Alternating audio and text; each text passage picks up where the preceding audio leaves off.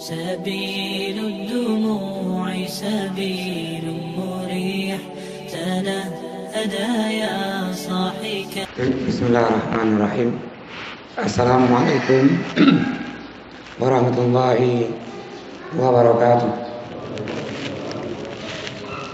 Innal hamdalillah huwallazi ja'ala Ramadan sayyida syuhur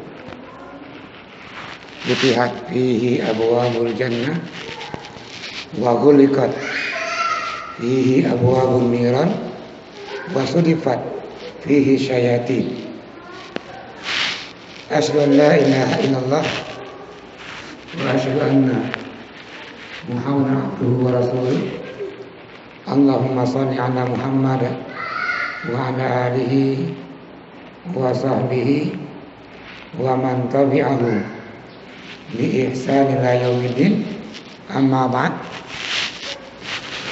Kaum muslimin sidang halaqah yang sama-sama mencari rahmat Allah Subhanahu wa taala. Malam hari ini sebelum kita buka pertanyaan atau segmen nanti tanya jawab, pada pertemuan sebelumnya kita sampai di duduk antara dua sujud. Setelah duduk sujud lagi. Nah ini pensambung ini setelah sujud yang kedua, kalau dia sembahyang 2 rakaat, kita kembali berdiri. Yang ini sampaikan yang pertama adalah suatu hal yang sunnah. Sebelum kita berdiri, setelah sujud itu kembali duduk sejenak. Kalau bahasa dia jilsah khafifah, duduk sejenak. Hadis menjelaskan anna nabiyya lam yanhad. Nabi setelah sujud enggak langsung bangkit berdiri. Namun Nabi setelah sujud yastawiya qa'idan, duduk sejenak baru berdiri. Maka semua mazhab ini sepakat tanpa khilaf, setelah kita sujud ini, sebelum kita berdiri, ini duduk sejenak. Mungkin namanya dalam kitab sebut dia nama jilsah khafifah atau jilsah istirahat. Dalam bahasa Indonesia ini istirahat. Ini jilsah istirahat, duduk istirahat. Mungkin orang masih muda ingat rasanya, saya sujud langsung berdiri. Namun orang-orang yang tua akan merasakan nikmatnya, enaknya dia setelah sujud itu duduk dulu baru berdiri. Ini yang enggak duduk sah sembahyangnya, namun dia enggak dapat sunnahnya. Sunnah tadi adalah dia duduk sebelum berdiri. Nabi juga melarang ketika orang duduk antara dua sujud, itu duduknya dalam bahasa dia al-iq'a. Hadis menjelaskan dari Abi Hurairah, nahana Rasulullah an salasa. Nabi melarang kita ada 3 hal. Yang pertama dia nakar kedik, turun sujudnya itu pakai mulut. Nabi menggambarkan orang seperti ini seperti ayam mematok makanan atau burung mematok makanan. Ketika orang sujud dan dia pakai mulutnya, ini Nabi melarang. Yang kedua, yang Nabi juga larang ketika kita itu sujud adalah janganlah sujud. Jangan duduk kamu tadi ini, satu duduk, ini duduknya seperti duduknya anjing. Seperti apa dia? Kakinya itu diadunya. Yang benar sebelah kiri tadi bentangkan, yang kanannya berdirikan. Jari-jarinya menghadap kiblat. Itu duduk yang benar. Yang orang kaki yang sudah diadu ini langsung duduk atas kakinya. Nabi gambarkan orang ini seperti duduknya anjing. Kalau begitu, ketika duduk antara dua sujud, janganlah duduk yang kakinya diadu.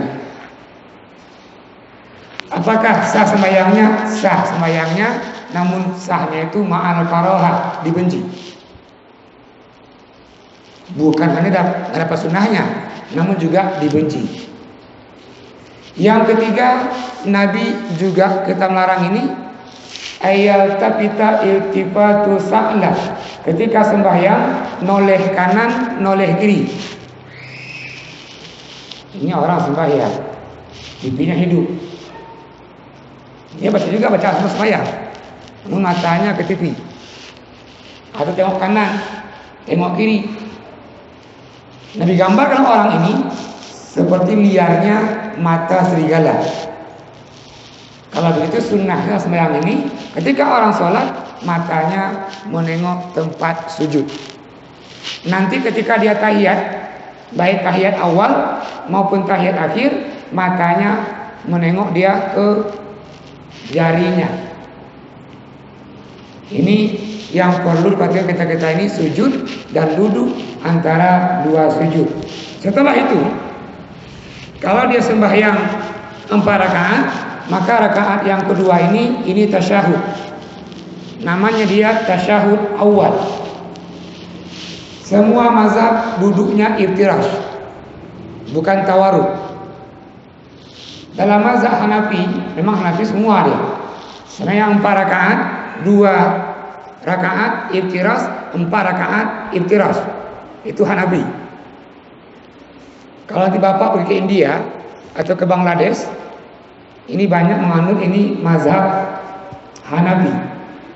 Sembahyang zuhur rakaat terakhir duduk orang seperti iftirash, duduk 2 awal, nggak tawarruk dia. Kalau dalam mazhab Maliki, kebalikan mazhab Hanafi. Kalau Maliki semua tasyahud dia duduknya itu iftirash. Kalau Maliki semua tasyahud duduknya tawarruk. Dalam 2 mazhab lagi, ini hampir sama namun juga beda, mazhab Syafi'i dan mazhab Hambali. Apa bedanya?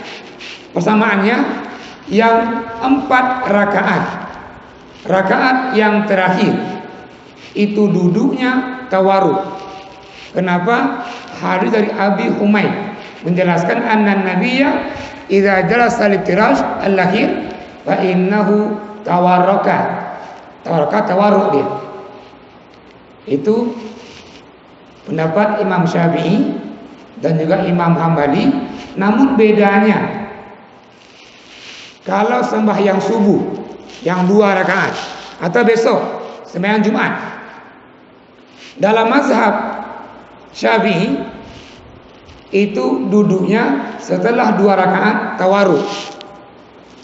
Menurut pendapat di hadis, kata hadis itu wa amma fi rakaah al-akhirah, sementara Nabi di rakaat yang terakhir fa innahu tawarraka.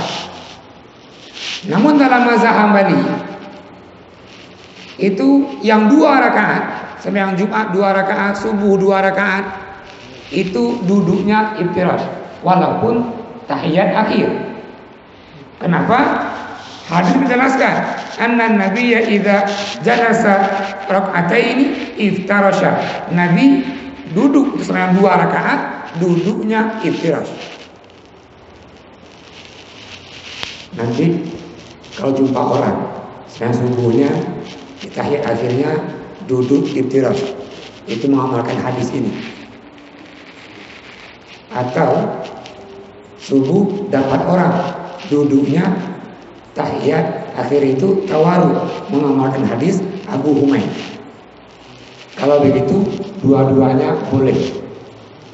Yang nggak boleh menyalahkan, itu nggak boleh, karena dua-duanya menyadari.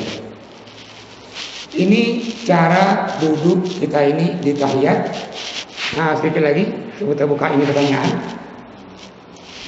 Ini ketika tahiyat akhir. tangannya di mana posisinya. Yang kiri, tangan kiri di atas paha kiri. Dan ujung tangan ini itu dia sejajar dengan lututnya. Kalau ini lututnya, misalnya ini lutut, tangannya nggak begini. Namun tangannya itu dia sejajar dengan lututnya. Tangan yang kanan juga di atas paha kanan. Jangan dibalik. Tangan kanan di paha kiri, kita akan begini duduk ini. Yang betul dia, yang kanan di atas paha kanan, yang kiri di atas paha kiri. Posisinya. Terus hadis menjelaskan itu Nabi ketika duduknya tasyahud wa halqa. Nabi buat tangannya yang dari tengah itu nempel dengan ibu jarinya. Yang ini tawadhu dilipat, yang dari tengah dengan jempolnya itu berjumpa. Maka ini dia makna halaqah, membuat lingkaran atau membuat menyentuhlah ini jempolnya dengan dari tengah. Summa asara bisyababa, Nabi menunjuk dengan telunjuknya. Jadi ini buat halaqah, lingkaran tadi pakai tangannya. Summa asyara bisababa. Nah setelah ini ada dua hadis bahkan lebih. Satu hadis menjelaskan summa yuharrikuha wa yad'u fihi. Nabi menggerakkan dan Nabi berdoa. Jadi orang itu ketika tahiyat akhirnya ini telunjuk digerakkan. Namun ini bukan buku syaitan. Ini mengamalkan tadi hadis summa yuharrikuha, terus menggerakkannya. Namun 11 hadis yang sahih juga menjelaskan ketika Nabi tahiyat summa asyara bisababa wala yuharrikuha, Nabi tidak menggerakkannya. Tadi satu hadis yang sahih menjelaskan menggerakkan. 11 hadis yang sahih juga menjelaskan tidak menggerakkan. Kalau begitu lagi ini yang mau menggerakkan silahkan digerakkan. Namun yang nggak mau menggerakkan, ya silahkan. Nggak mau menggerakkan nggak apa-apa. Yang salah ini yang tidak buat. Makanya di tangannya. Ada gini-gini tangannya. Ini kalau mau ikut gini. Tadi boleh dua-duanya. Yang menggerakkan silakan, yang tidak silakan. Nah, kapan menggerakkan? Kalau menggerakkan, yang menggerakkan itu ketika dia asyhadu an la, kurang kadet. Sepanjang tasyahud. Makna tasyahud asyhadu an la ilaha illallah wa asyhadu anna Muhammadan Rasulullah. Ini sepanjang tasyahud boleh. Kalau lihat pendapat mazhab, dalam mazhab Hanafi diangkat di awal asyhadu an la sampai akhir. Yang agak aneh pemahaman mazhab Maliki. Maliki tangannya itu dibuat begini juga, namun digerakkan dia bukan atas bawah, kiri kanan dia. Ini mazhab Maliki. Nanti kalau kita ke Maroko itu Maroko bermazhab Maliki. Ketika sembahyangnya tadi akhirnya itu tangannya kiri kanan dia. Ini Imam Malik berhadis, beliau hadis tadi ini Wa'il bin Hujr summa yuharrikahu, namun dipahami yuharrikuhu itu digerakkan yaminan wa shimalan, kiri kanan. Itu ala mazhab Maliki. Yang dua mazhab Syafi'i dan Hambali itu dia angkat saja dan tidak menggerakkan. Jadi Hanafi menggerakkan, kalau Maliki menggerakkan juga kiri kanan. Kalau dua mazhab ini Hambali dan Syafi'i tidak menggerakkan. Namun semua juga berangkat dengan hadis dalil yang diambil oleh imam mazhab. Setelah habis tasyahud, ini perlu sampaikan juga. Ini kan at-tahiyatul habis. Ini dalam tasyahud dia mesti as-salatu ala nabi, bersalawat kepada nabi. Pertanyaannya, bagaimana kita ini bersalawat kepada nabi? Sahabat bertanya, ya Rasulullah, umirna an nusalliya alaika. Ya Rasulullah, kami perintahkan untuk berdoa kepadamu. Wa kaifa nusalli? Bagaimana kami ini bersalawat? Nabi mengajarkan, Allahumma salli ala Muhammad wa ala ali Muhammad kama sallaita ala Ibrahim. Ini dua matan berbeda. Boleh sini innaka hamidum majid, atau lagi selagi modelnya adalah wa ala ali Ibrahim, sama seperti awalnya. Yang saya sampaikan adalah ketika dalam hadis ini itu enggak dijelaskan Allahumma salli ala Sayyidina Muhammad. Hadis menjelaskan Allahumma salli ala Muhammad tanpa menggunakan kata Sayyidina.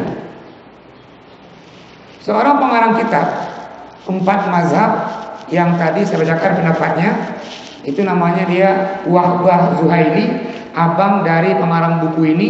Ini Al-Mu'tamad fil Fiqh Syafi'i, ini dasar-dasar fikih Syafi'i. Abang kandungnya itu pengarang kitab 4 mazhab, namanya dia Wahbah Zuhaili. Kata beliau, saya sejak kecil ketika tahiyat saya baca Allahumma salli ala Sayyidina Muhammad, pakai Sayyidina. Namun setelah beliau karang kitab 4 mazhab itu, kata beliau, saya sejak mengarang buku ini enggak lagi pakai kata Sayyidina. Tanya sama Pak Lai, kenapa? Dulu orang tua saya mengajarkan ketika saya baca tasyahud pakai Sayyidina.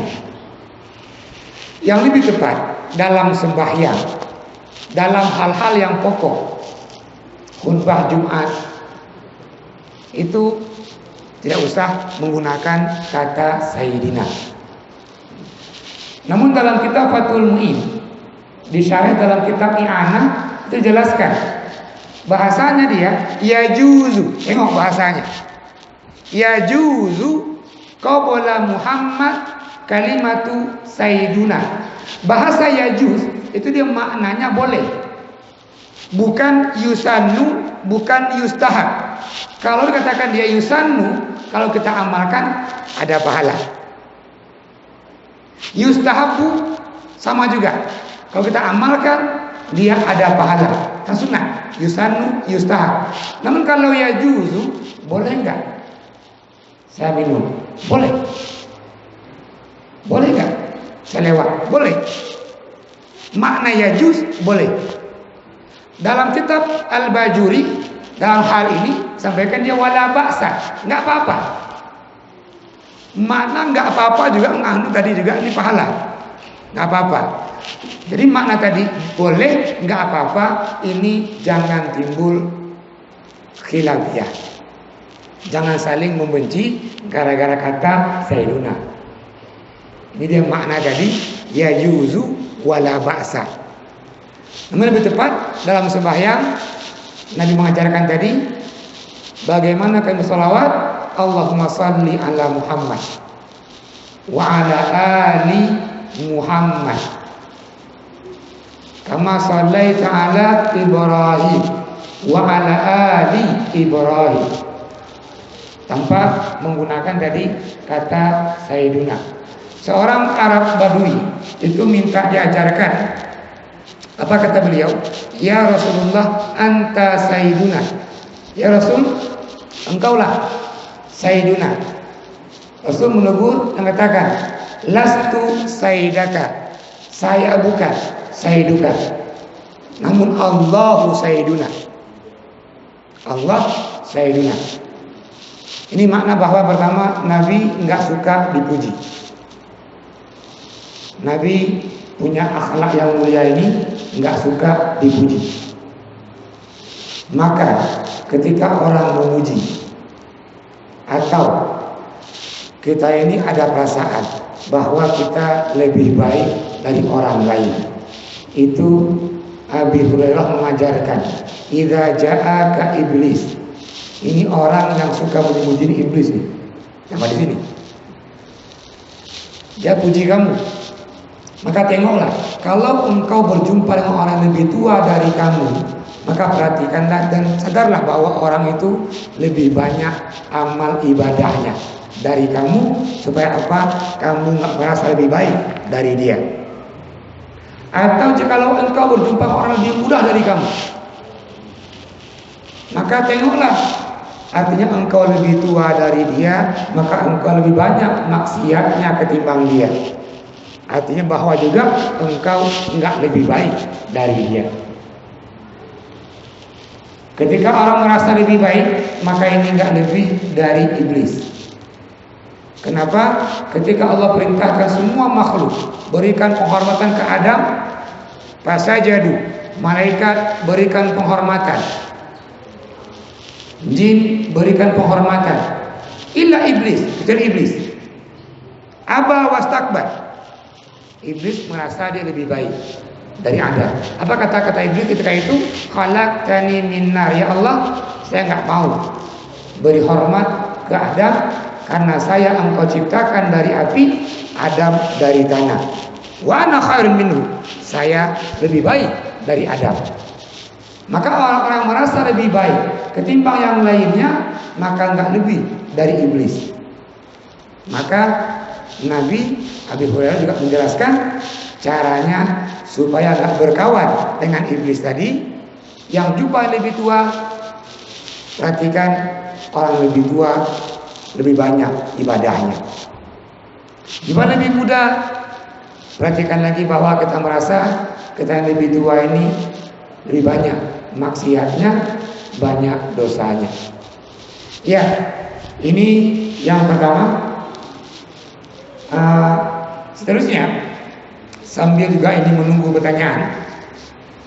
Setelah habis tadi bacaan tasyahud, ini sebelum salam, itu Nabi mengajarkan banyak doa ini. Dan sahabat mengamalkan sebelum salam itu, maka bacalah doa. Di antara doa yang tadi, Allahumma inni a'udzubika min azabil qabri, min azabil jahannam, min syarri fitnatil mahya wal mamat, wa min syarri fitnatil masihid dajjal. Ya Allah, saya berlindung engkau ini dari azab kubur, dari azab jahannam, dari fitnah kehidupan dan fitnah dajjal. Kalau enggak hafal ini, mungkin yang hafal mungkin Rabbana atina fid dunya hasanah, boleh juga. Rabbana fid dunya atina fid dunya hasanah wa fil akhirati hasanah wa qina adzabannar. Seorang sahabat yang Nabi sangat sayangi, namanya dia Muaz bin Jabal. Kata Rasulullah, ya Muaz, la uhibbu, saya sangat mencintai engkau ya Muaz. Kembali Muaz, ya Rasulullah, saya pun juga begitu. Kata Rasulullah, ya Muaz, la tada'anna, jangan pernah engkau meninggalkan fi duburi shalah doa. Apa doanya? Allahumma atau Rabbana a'inni ala zikrika wa syukrika wa husni ibadatik. Ini bacalah sebelum salam. Nah, setelah salam ini, habis doa kita salam. Salam, hadir menjelaskan, Assalamualaikum warahmatullah. Sampai sini dia nih. Namun dianjurkan sampai habis, warahmatullahi wabarakatuh. Hadir menjelaskan, miftahus shalah itu at-tahur. kunci sembahyang suci. Wa tahrimuha takbir. Kapan dihitung kita mulai sholat? Itu ketika Allahu Akbar. Kemarin pertanyaan, apakah sah orang sembahyangnya kalau dia nggak mengucapkan Allahu Akbar? Nggak sah. Kan dihitung awal sembahyang itu Allahu Akbar. Namun ketika dia baca Allahu Akbar, nggak angkat tangan, sah sembahyangnya. Karena angkat tangan itu sunnah. Maka pastikan bahwa ketika mulai sembahyang Allahu Akbar, ini namanya dia takbiratul ihram. Hadis tadi menjelaskan wa tahrimuha at-takbir. Artinya ketika orang Allahu Akbar yang tadi mungkin bekerja halal, ketika Allahu Akbar sudah haram. Ketika di sebelumnya ini minum air itu halal, namun ketika sholat sudah Allahu Akbar jadi haram. Maka namanya dia takbiratul ihram atau takbir haram. Kapan berakhirnya sembahyang itu? Nah ini wa tahliluha taslim. Boleh lagi minum, boleh lagi kita makan, bekerja setelah salam. Yang jadi khilafiyah ketika salam itu 2 kali, apakah dua-duanya wajib atau dua-duanya itu sunnah atau bagaimana? Dalam 2 mazhab itu Asy-Syafi'i dan Maliki yang wajib cuma 1. Assalamualaikum. Yang pertama. Yang kedua sunnah. Makna begini. Kenapa perlu kita kaji ini? Nanti jikalau kita ini masbuk telat 1 rakaat, kita berdiri melengkapi rakaat yang tertinggal. Apakah setelah takbir pertama taslim salam pertama atau salam kedua? Dalam 2 mazhab Syafi'i dan Maliki yang wajib itu salam pertama. Kalau begitu sudah boleh bangkit melengkapi rakaat yang tinggal. Namun 2 mazhab Hambali dan Hanafi itu dua salam itu wajib. Yang tepat kita kerjakan adalah bagi orang-orang yang masbuk, tunggulah imam salam kedua baru berdiri. Untuk apa ini? Keluar dari khilafiyah. Ketika orang bangkit melengkapi rakaat tertinggal, itu setelah salam pertama apakah sah? 2 mazhab sah, 2 mazhab tidak. Nah supaya semua mazhab sah, imam salam yang kedua kita baru bangkit berdiri melengkapi rakaat yang tertinggal. Nah sunnah salam ini menoleh kanan.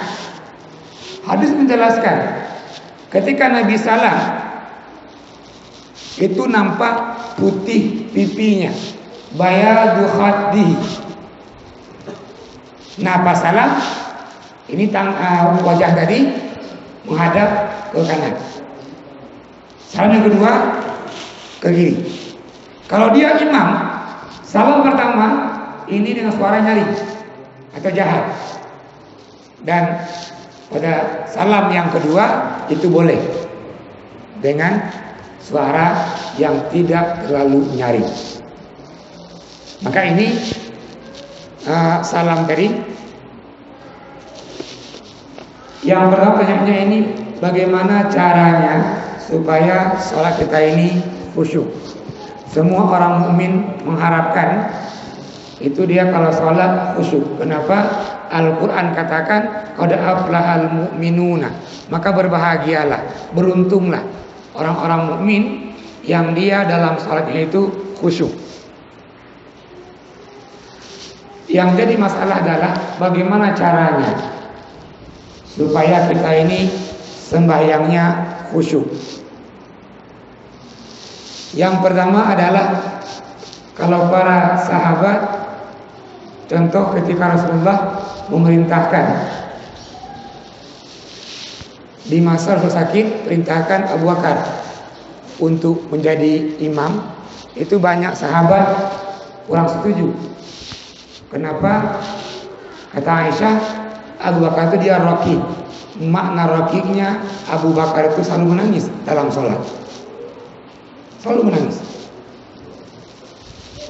Ya Nabi Allah, kata Aisyah, Abu Bakar itu sering menangis dalam sholat. Apakah boleh dia engkau tunjuk sebagai imam? Dia menjawab, apakah engkau mendengar suara tangisan Abu Bakar? Tidak, kata Aisyah. Saya mau semua kaum muslimin menangis dalam sholatnya. Cara tadi ini Abu Bakar ketika takbir itu bergetar. Allahu Akbar, bergetar. Pertanyaannya kenapa? Abu Bakar cenderung meninggalkan kehidupan dunia. Bayangkan, semua hartanya itu untuk agama. Ketika Abu Bakar serahkan semua hartanya, sumbangkan untuk agama, Rasul tanya, ya Abu Bakar, bagaimana istrimu? Bagaimana anak-anakmu? Dengan tegas Abu Bakar menjawab, ya Rasulullah, semua istri, keluarga-keluarga semuanya ini saya titipkan kepada Allah dan Rasulnya. Ini ungkapan dari hati yang sangat dalam. Istriku dan semua anak-anakku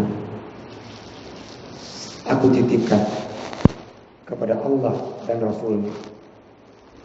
Maka di antara kita ini cara khusus sembahyang ini memaknai, tahu apa yang dibaca, tahu artinya apa yang dibaca. Yang kedua, cara di antaranya juga ini supaya kita ini khusyuk dalam sholatnya. Sebelum sholat itu tinggalkan urusan dunia sebentar.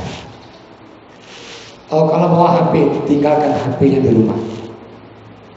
Oh, lagi di masjid, jauh di rumahnya, tinggalkan HP dalam bagasi keretanya.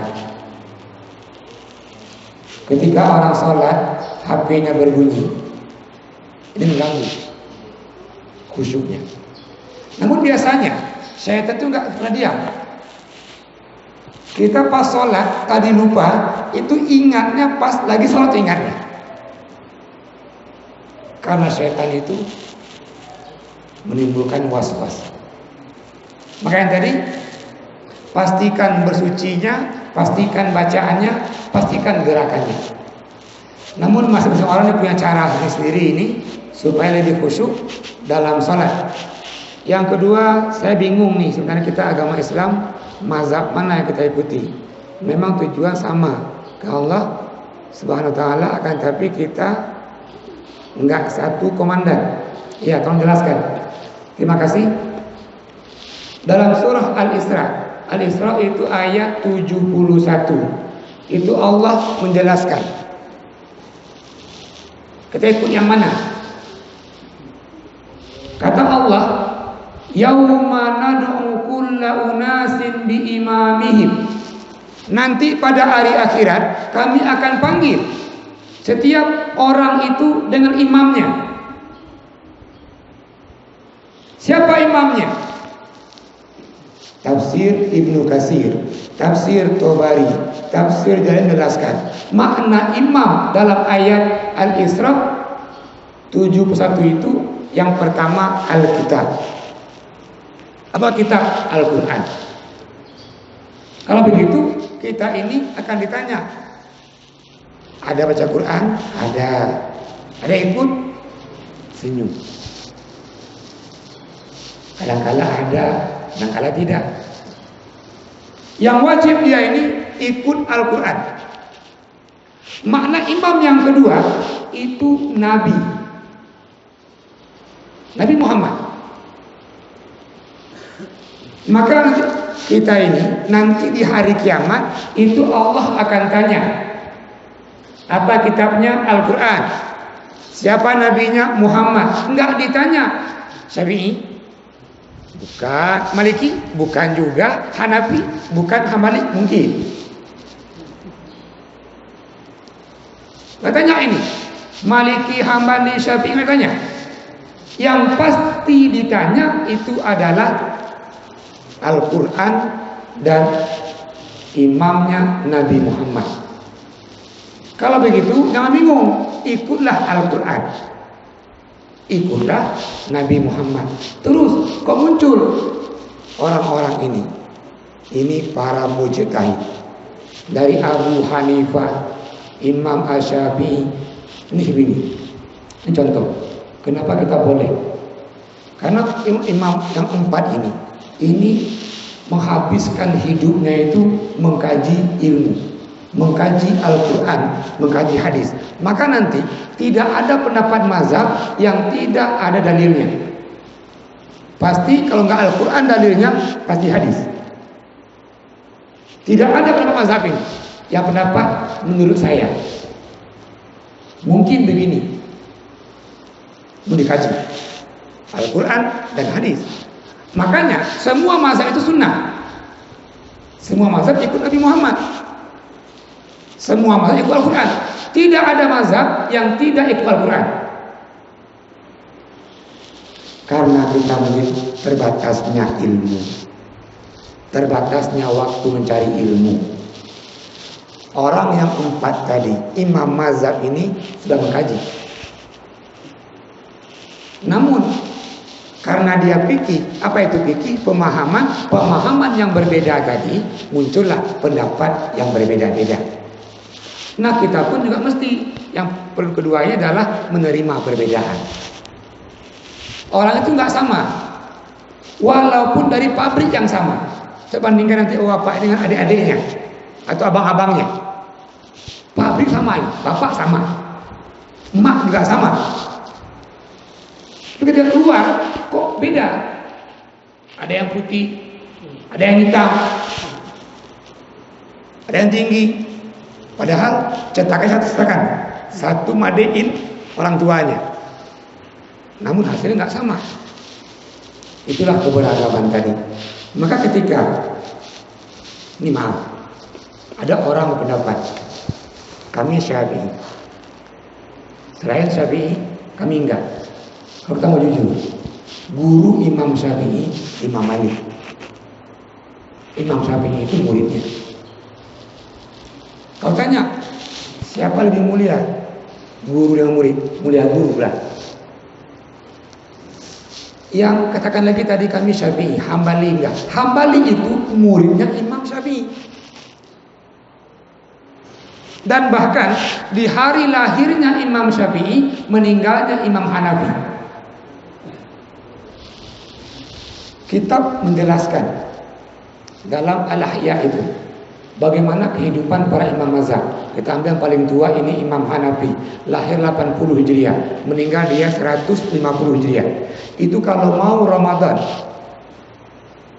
dari Rajab penuh puasa, Syakban sudah puasa, berhenti sehari dia nggak puasa, cuman kalau besok Ramadan ini hari nggak puasa dan puasa selama 3 bulan. Ini Imam Abu Hanifah. Dalam sehari semalam khatam Al-Quran itu 2 kali.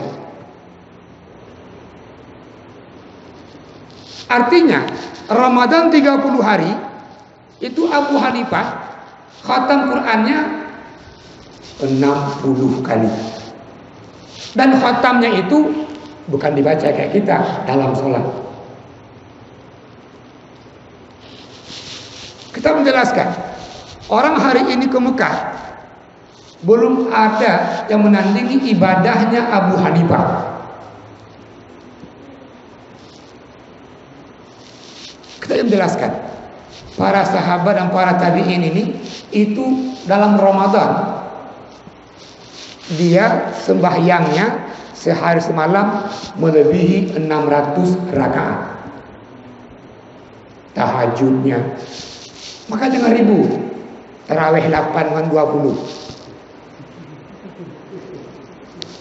Indonesia ribu nih. Masa Ramadan tarawih 8, tarawih 20. Abu Hanifah dan para sahabat sehari semalam sembahyangnya nggak kurang dari 600 rakaat. Dan bahkan wudhu isyaknya itu dipakai wudhu sembahyang subuh. Artinya orang ini nggak batal wudhu, maknanya nggak tidur. Habis isya, tarawih, tahajud, berhentinya subuh. Abu Hanifah, Imam Syafi'i, Ahmad bin Hanbal, Maliki sembahyang subuh dengan wudhu sembahyang isya. Nah kita hari sibuk aja, berkelahi 8, 20. Yang Syafi'i begitu juga. Makanya yang paling bahaya adalah ketika fanatik. Hanya bahaya. Contoh, ini fanatik Barcelona. Walaupun kalah dengan AS Roma, tetap Barcelona. Karena fanatik. Walaupun kalah padahal. Nah ketika orang fanatik walaupun dia salah, tetap dia. Karena fanatisme tadi. Maka hindari. Ketika orang fanatik, maka yang pertama dia adalah ilmunya tertutup. Ketika orang fanatik yang paling bahaya yang kedua adalah menimbulkan perpecahan. Yang nggak sama dengan dia nggak sah. Wala fatwa. Yang nggak sama dengan dia nggak sah.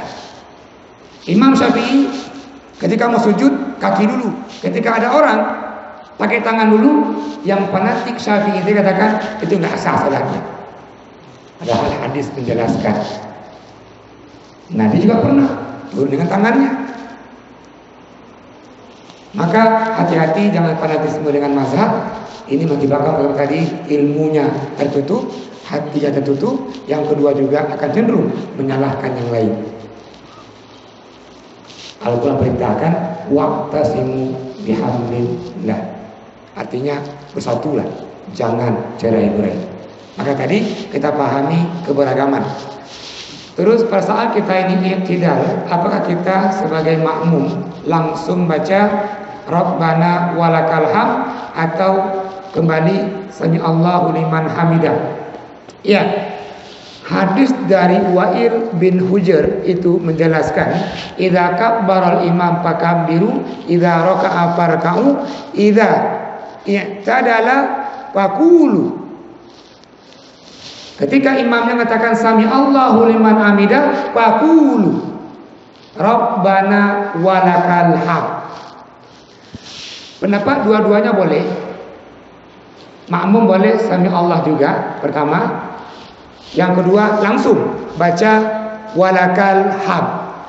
Kalau yang mana lebih kuat bunyi hadis tadi. Kalau imam katakan sami Allahu liman hamidah, faqulu, katakanlah Rabbana walakal hamd. Dan Nabi juga mengajarkan di sini doa yang paling juga mustajabah ketika setelah kita i'tidal, ruku, kita i'tidal ini. Rabbana walakal hamdu hamdan katsiran thayyiban mubarakan fi. Nabi sering baca ini. Namun kalau imamnya cepat ala simpati, cukup Rabbana walakal hamd. Sudah sempurna. Sudah sah juga. Namun imamnya agak lambat dikit, bacalah Rabbana walakal hamdu hamdan katsiran thayyiban mubarakan fihi. Itu doa Rasulullah ajarkan.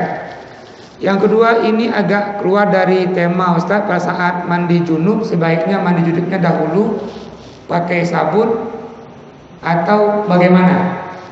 Kita pernah mencontohkan nih, menjelaskan sifat mandi junub Nabi.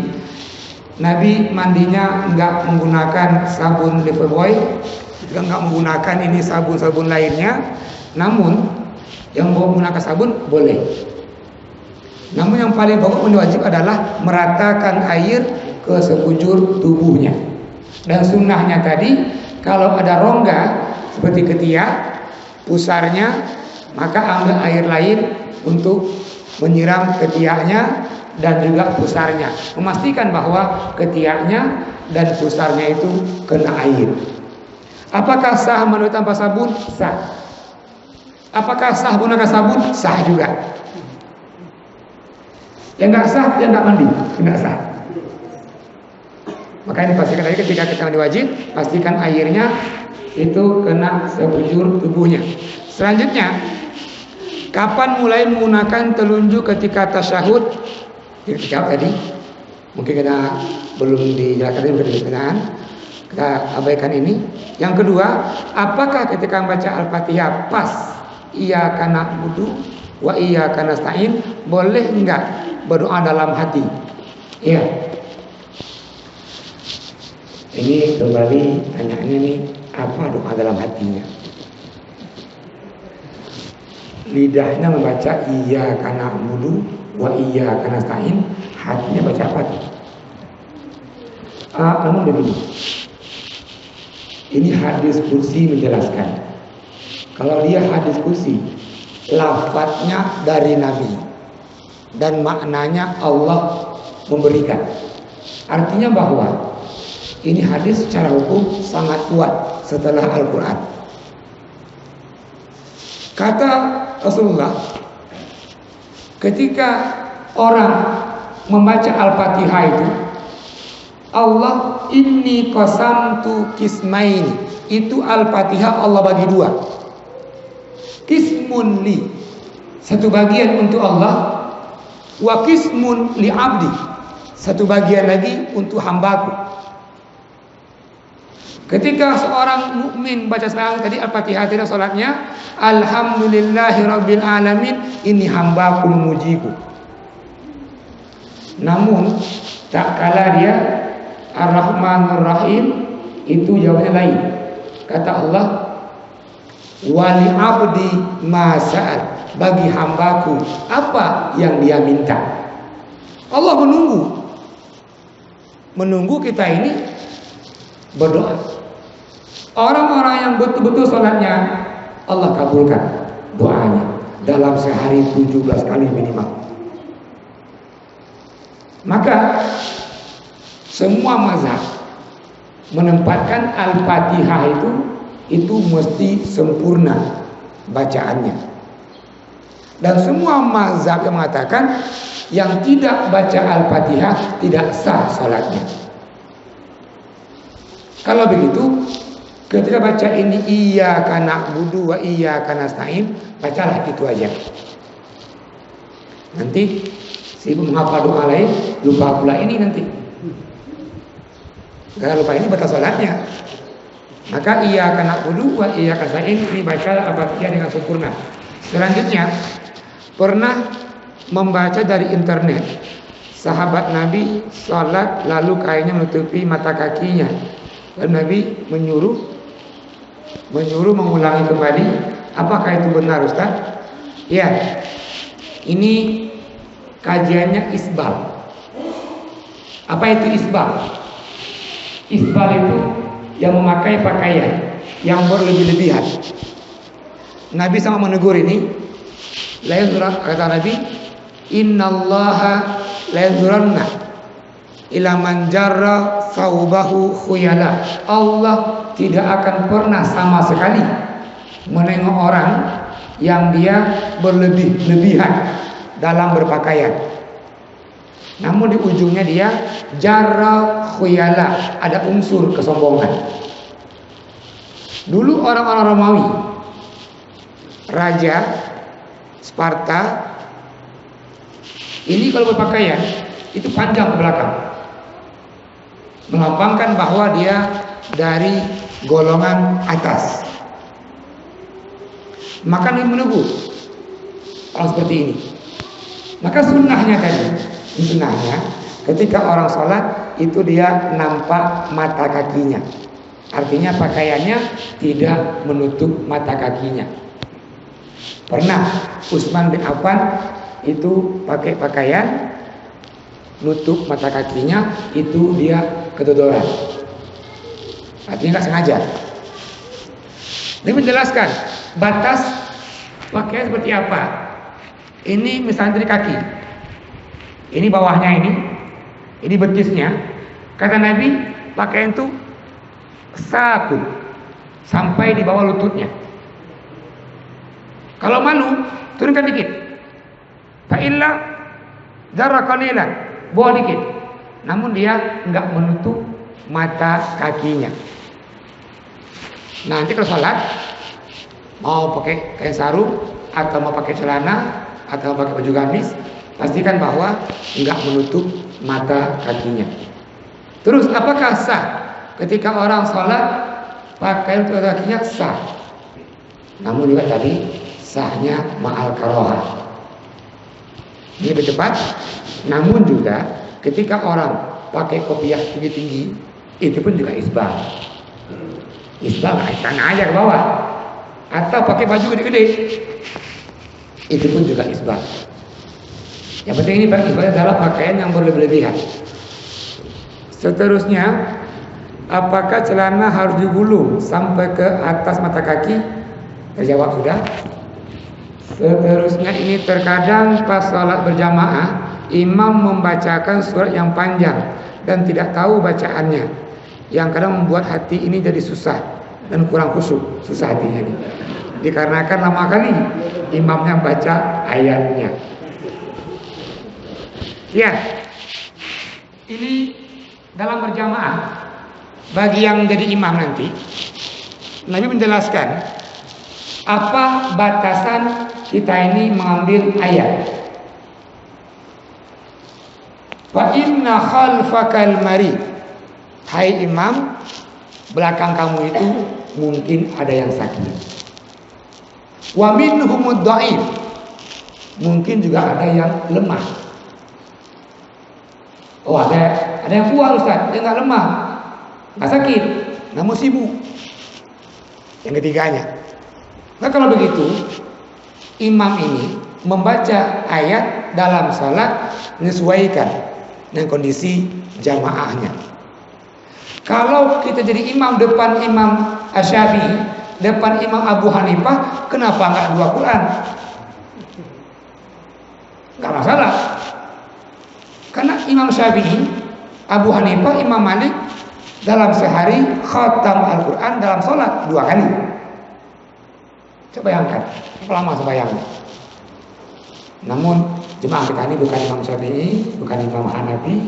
Kalau begitu imam menengok tadi siapa jamaahnya. Nabi mengajarkan boleh panjang itu sembahyang subuh. Yang kedua juga boleh panjang itu di sembahyang isya. Nabi ambil yang pendek sembahyang maghrib, yang sedang itu zuhur dan asar. Berapa minimalnya? Sekali salat 1 rakaat itu minimalnya dia 3 ayat. Al-Quran yang paling pendek, inna a'tainakal kautsar, 1. Ini tuh 3 tuh, 3 ayat. Maka juga kalau orang ini imam, Yasin, ini jangan bikin orang ini, panjang kali.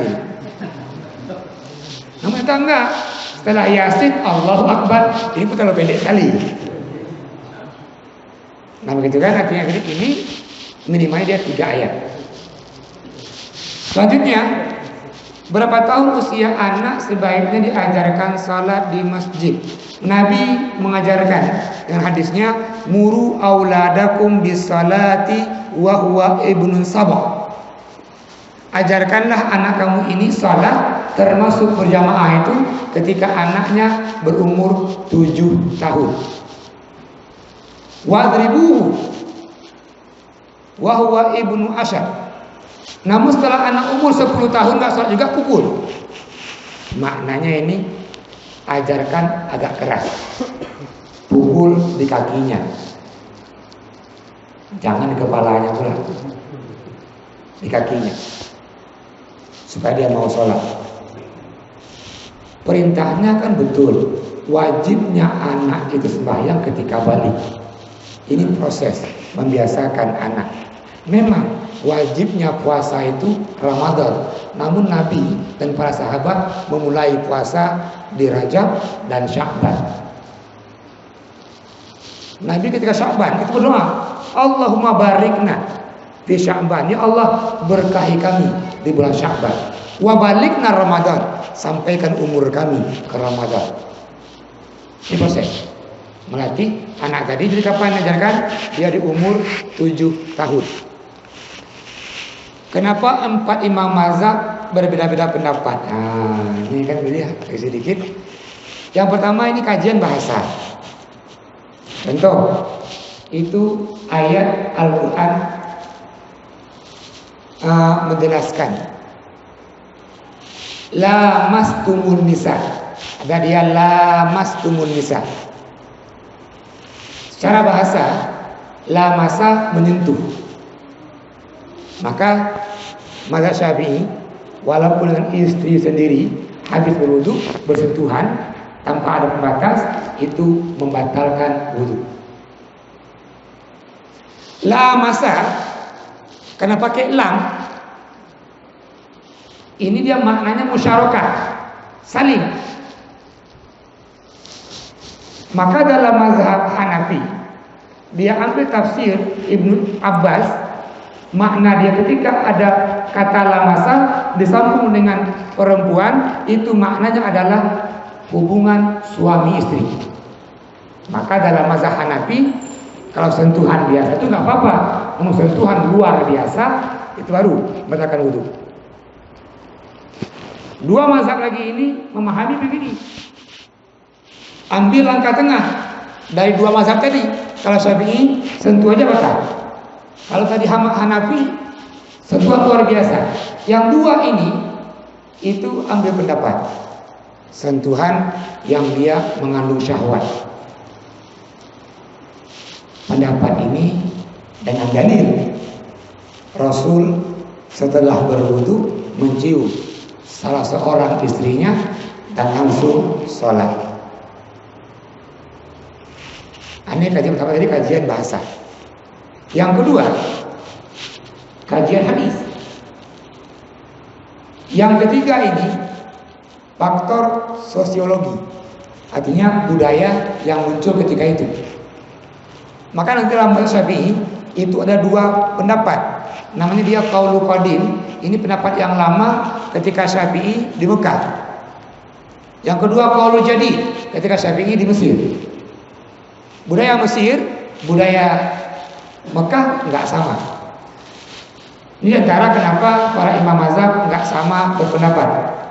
Ustaz, saya mau tanya, jika kita dalam sholat kejatuhan kotoran hewan atau terkena najis, apa sebaiknya dilakukan? Ya, kalau lagi sholat ada burung lewat, terus terasa di kepalanya. Nah, terasa kepalanya ini.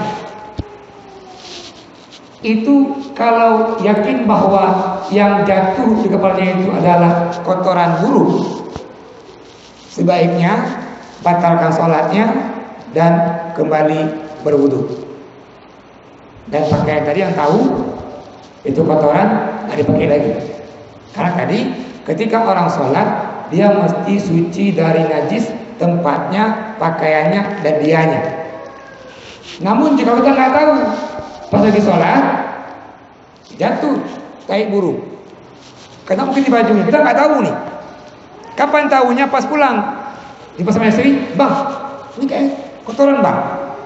Tengok rupanya iya tai burung. Apakah sembahyangnya mesti diulang? Tidak. Kalau begitu ini kuncinya tahu nggak tahunya. Kalau nggak tahu berarti ulangi. Kalau nggak tahu dimaafkan. Ya jangan pura-pura nggak tahu. Nah, ini yang bahaya. Yang bahaya ini pura-pura nggak tahu. Pura-pura nggak tahu. Ini hukumnya tahu. Apakah kita ketika salam mengusap wajah atau tidak? Nabi nggak mengajarkan setelah salam mengusap wajah. Namun tadi ada orang mengusap jenggotnya. Kenapa? Pas dari sembahyangnya pakai baju, nyangkut jenggotnya di bajunya. Ini setipis nih, orang panjang jenggotnya. Harus dirapikan jenggotnya. Itu boleh. Artinya yang ada keharusan setelah kita ini sholat, kita ini mengusap wajah. Namun yang sunnah mengusap wajah setelah habis berdoa pada sembahyang malam. Terus apakah dalilnya ketika sholat selesai membaca assalamualaikum mengiringi telapak tangan kanan dan kiri? Ya. Ada orang ketika salam assalamualaikum, ketika kiri assalamualaikum. Pas assalamualaikum, kenapa dekat tangannya sebelah kanan? Semoga Allah buka ini pintu surganya. Kemudian yang kedua, ketika sebelah kiri ini ditutup tangannya, nggak dibuka sama dia. Kenapa? Semoga Allah nggak masukkan saya ke nerakanya. Kemudian yang kedua, assalamualaikum, semoga ini Allah bukakan rezekinya. Kiri buka juga, kiri kanan, dari banyak rezekinya. Dalam sebuah hadis itu Nabi menegur, janganlah kamu ini sholat di akhir senang kamu itu tangan kamu seperti ekornya kuda. Artinya bahwa ini amalan pernah diamalkan sahabat masa Nabi. Pas salam tangannya dibuka kiri kanan. Ditanya, "Kamu dibuka?" Dia jawab, "Semoga Allah bukakan rezekinya kiri kanan." Sekali lagi, "Kok kiri dibuka?" Dia jawab, "Semoga Allah tutup pintu nerakanya bagi saya." Nah, dibuka apa nih? Supaya dibuka. Nah, kata Nabi, jangan kerjakan itu seperti ekor kuda. Makanya tepat, pas salam tangannya nggak dibuka. Coba bayangkan nanti ketika orang yang buka tangan ini sembahyang jenazah, kan berdiri dia, nggak duduk. Pas salam, pakai tangan dia, assalamualaikum, assalamualaikum lagi dia pakai tangan. Itu menari namanya. Maka dari ini yang tepat adalah kita ini tidak buka tangannya ketika kita mengucapkan salam yang dua kali itu. Mungkin yang terakhir, saya mau tanya, apakah kita lagi sholat berjamaah, tiba-tiba saya buang angin, apa yang harus saya lakukan? Berwudu, masuk ke lagi.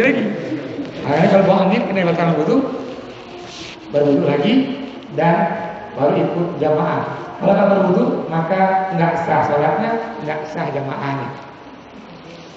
Nah, itu jelas, Bapak yang saya hormati, ini kita tanggal hari 10 hari ini. Dikirakan ini Ramadan tanggal 17, maknanya kita tanggal 16 malam Nur Hisab itu sudah kita sembahyang tarawih.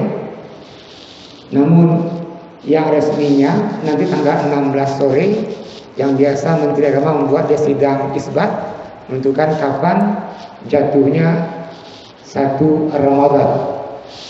Namun yang mau ambil nanti puasa di hari Kamis pas sunat, saya sarankan jangan ambil puasa sunat di hari Kamis nanti tanggal 16.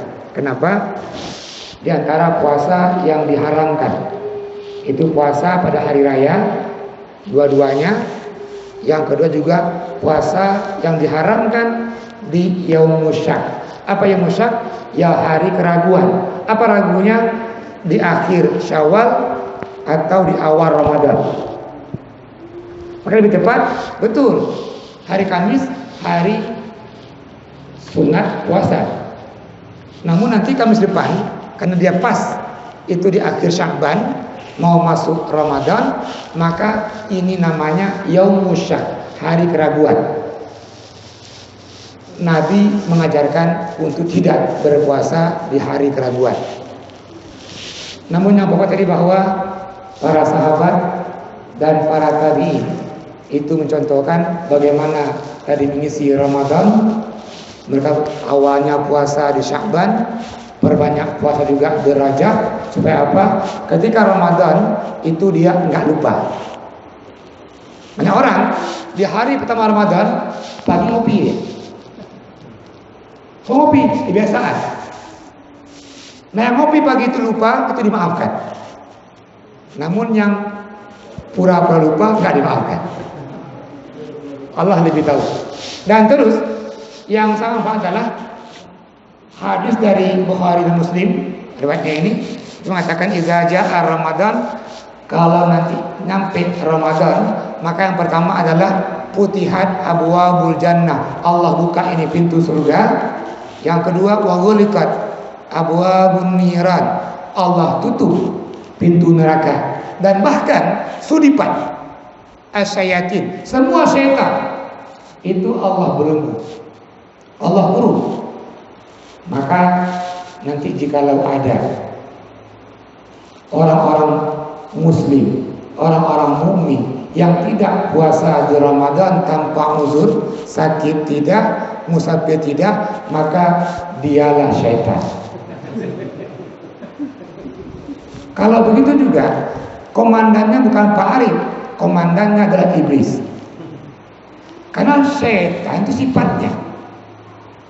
Jin, sebagai kita juga, ada yang baik, ada yang enggak. Nah, jin yang enggak baik ini namanya syaitan.